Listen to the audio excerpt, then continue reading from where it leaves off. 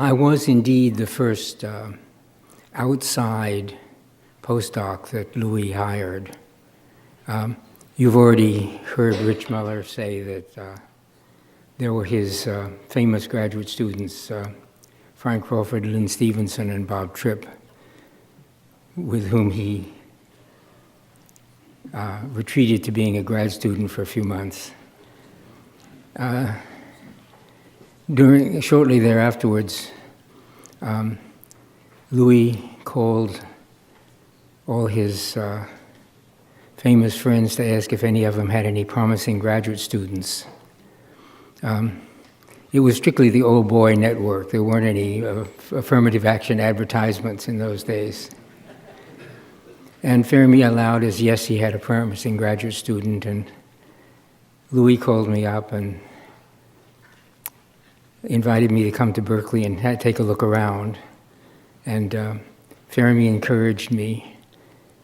He said, given my politics and Louis' politics, we would be on speaking terms about 80% of the time. And that was right. I was definitely for peace in the lab and peace in the physics department, and Louis was sometimes a little obstreperous for me, but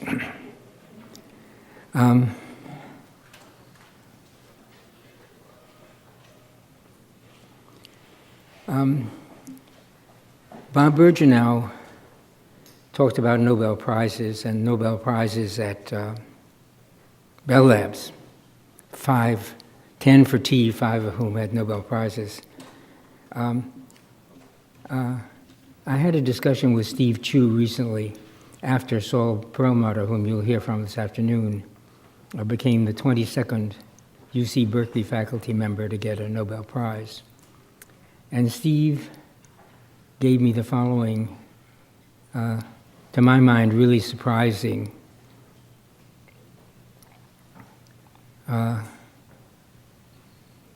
statistics on Nobel Prizes for students who were either postdocs or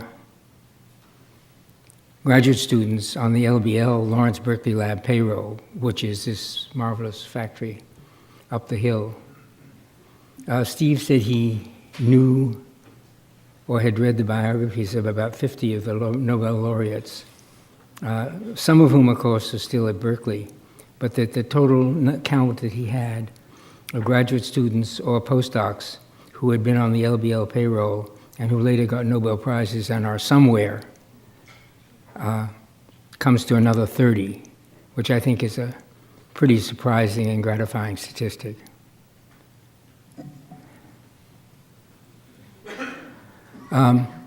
In terms of credits, Louis' biography has been mentioned several times, and the name Peter Trower has been mentioned too. But I want to say that I'm going to show a few slides today, most of which are taken from Pete Trower's very nice book, in which he reproduced about 30 or 40 of Louis' most important papers with a prescript or a postscript of how they happened to be written and what the successors were. And I want to give credit to Pete Trower. Among them, you can find his actual Nobel Prize lecture. So when Louis called me up in 1954, he said that he wanted to exploit simultaneously, that's Alvarez, 3 possibilities. One, the Bevatron at Lawrence Berkeley Lab was about to start grinding out highest energy particles in the world, enough energy to make antiprotons and antiparticles and strange particles. He wanted to develop a series of hydrogen bubble chambers. For those of you who wonder what the hell a bubble chamber is, Don Glaser a few years before, had invented bubble chambers, which is superheated liquid, which is you reduce the pressure and it's trying to think where to boil. And if a bullet has just gone through the superheated liquid, it's deposited some energy along its path. And so that part of the liquid is slightly hotter than the surrounding liquid, and that's where it boils preferentially. And if you photograph it, and if you photograph it in stereo, we actually photographed them with 3 cameras. You can reconstruct the tracks and the events. And then he had this idea that you could use computers to interpret the photographs, and that that little job I could do. Well, Louis was certainly considered visionary, but I considered that to be overwhelming. And before I left Chicago, I convinced another theorist who had gone through graduate school with me, Frank Solmitz, to join the group. And then got some other distinguished Chicago graduate students and postdocs to join us. Frank was particularly important. He set out with his wife Tish, who's probably here. Frank has passed on. In an old Ford, which burned oil amazingly. And he would stop at gas stations along the way from Chicago to Berkeley and say, "Fill her up. Oh, and check the gasoline."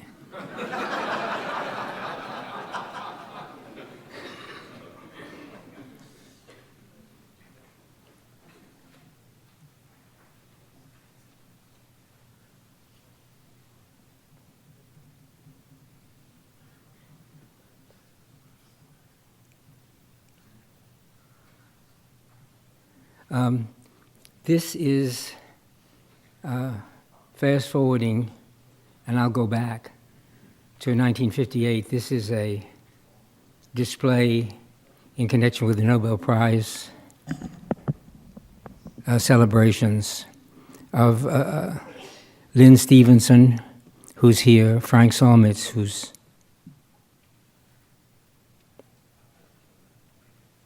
who's here, Art Rosenfeld, with a few different colored hair and different amount of wrinkles.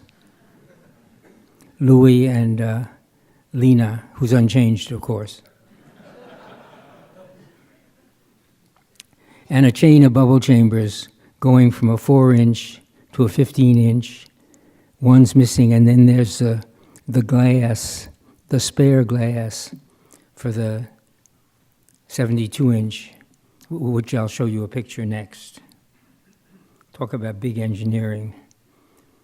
There's the 72-inch chamber at the bubble chamber at the Bevatron. The control room is control space is up here, and the bubble chamber itself, which has to be kept at low temperature and high pressure, down here, and 4 feet on which it walked to position itself into the right beams coming out of the Bevatron.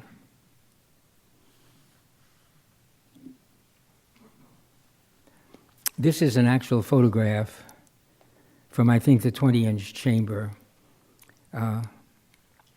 You see a beam of pi-minus particles going through, most of them straight through.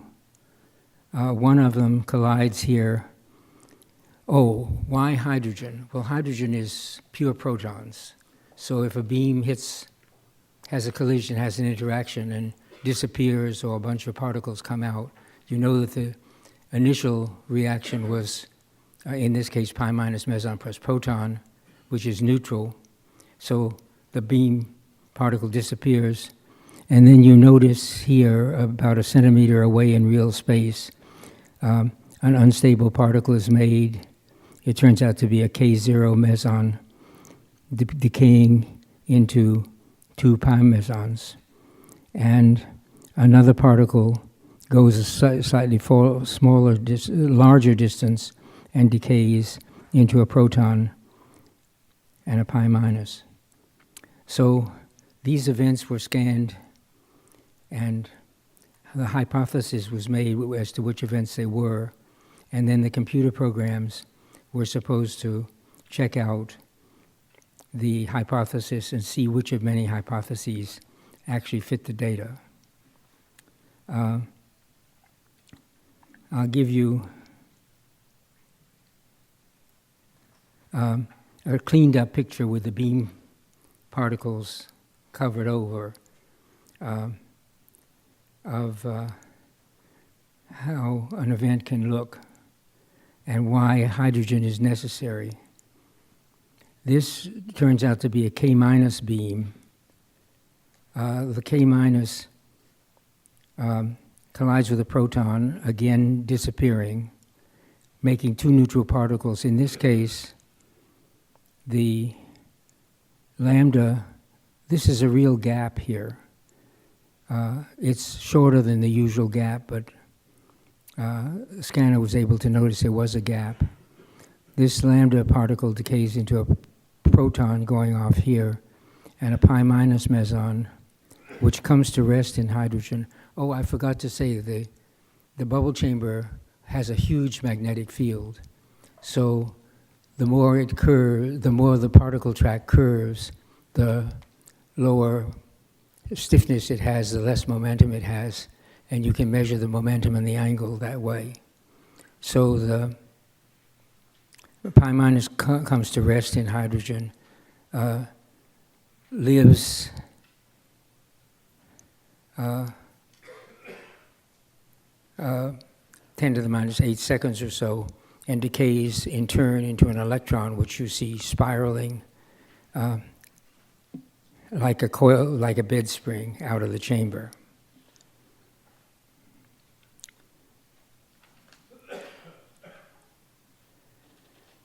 So the chain of computer programs, which Philippe mentioned. First, we had to measure the event in at least from two frames, and then Frank Solmich and Horace Taft, the son of then Senator Robert Taft from Yale, wrote a program called Momentum and Angle, PANG, which reconstructed the tracks and uncertainties with which the tracks parameters were measured.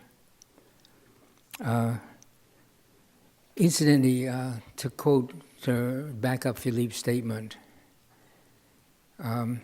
programming was, not only were computers not very competent in those days, but we had to start programming even before Fortran in something called assembly language, SAP, I don't remember, something assembly, symbolic assembly program. And then about a third of the way through, and we were very discouraged at our progress, Fortran appeared on the scene, and we started all over again in Fortran and made progress 10 times as fast.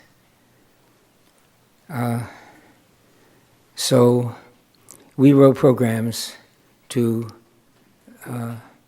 check the hypothesis which the scanner checked off as to what the event might be, and usually only one hypothesis fit. We could also, and Stan Wojcicki will talk about discovering resonances, we could also calculate the missing mass of the neutral particles escaping from the collision. And if it was a neutral particle, then it would always have the same missing mass, and you could look for spikes in the spectrum of missing mass and identify particles that way, which we did by the thousands. Then there were summary programs, and then they staggered into use about 1957. The golden years of discovery were 1960 to 1960 onwards. And the program sort of just managed to keep up with the rate at which the bubble chamber could produce events.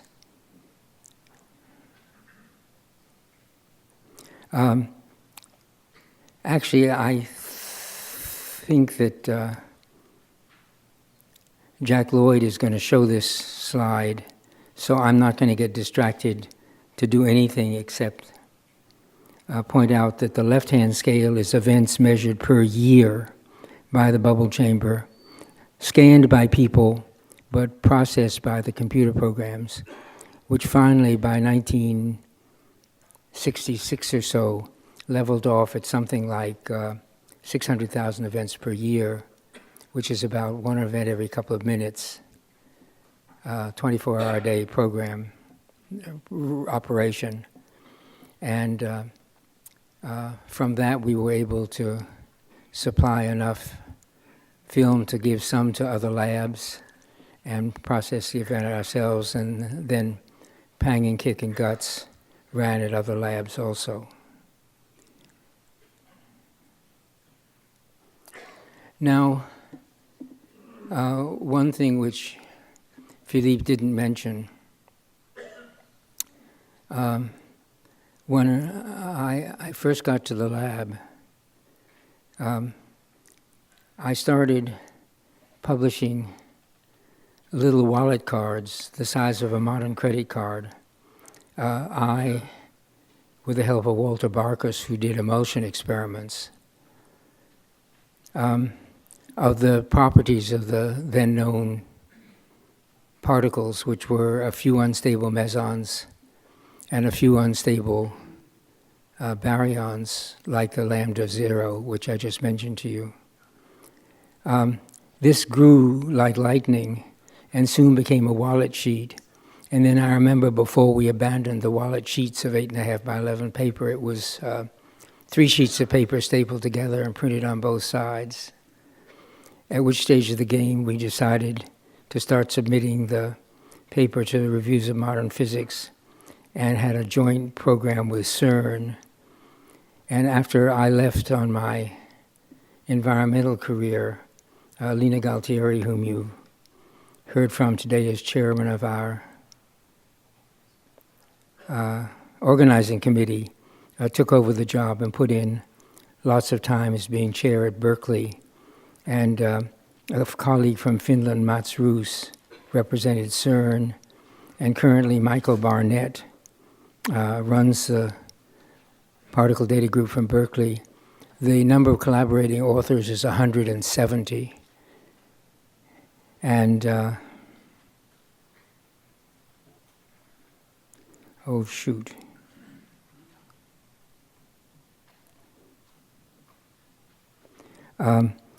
This is just the index of the number of states that are called mesons that are listed in the particle data group website, which has a huge number of hits now, considering that particle physics is still a pretty small field. So this is an activity which the Alvarez group got started, and I'm honored to say I think that many people don't associate it anymore with the bubble chamber of beginnings, because of course there are lots of ways to get more data. This is Shelley Glashow, who got a Nobel Prize, George Kalbfleisch, who's no longer with us, and me going over some particle data group data. And this is Mats Roos at CERN and Michael Barnett on the occasion of his 80th birthday and my 85th.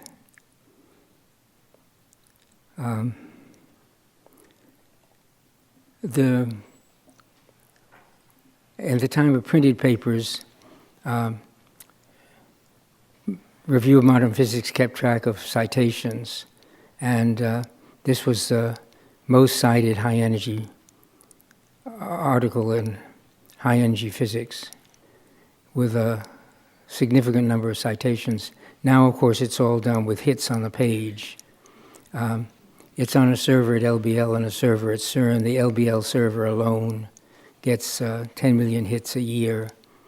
And if you say the other servers add up to 30 million, then that's one event every 10 seconds. One hit every 10 seconds. So then, as Philippe said, along came the 1973 OPEC oil embargo, and to which we were totally unprepared.